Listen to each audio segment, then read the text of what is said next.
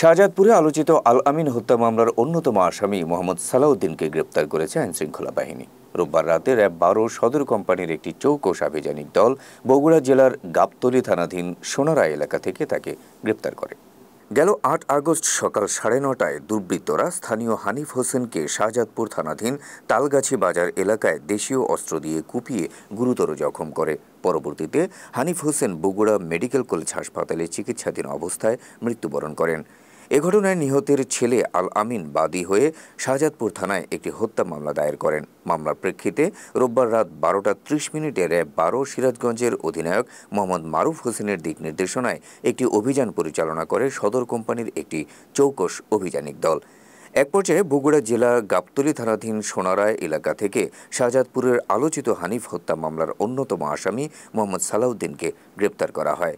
গ্রেপ্তারকৃত আসামি মোহাম্মদ সালাউদ্দিন শাহজাদপুর উপজেলার তালগাছি গ্রামের মোহাম্মদ আব্দুর রশিদের ছেলে। এ সময় তার সঙ্গে থাকা একটি বাটন মোবাইল ফোন জব্দ করা হয়। গ্রেপ্তারকৃত আসামিকে সিরাজগঞ্জ জেলার শাহজাদপুর থানায় পরবর্তী আইনানুগ ব্যবস্থা গ্রহণের জন্য হস্তান্তর করা হয়েছে বলে লিখিত এক প্রেস বিজ্ঞপ্তিতে জানানো হয়।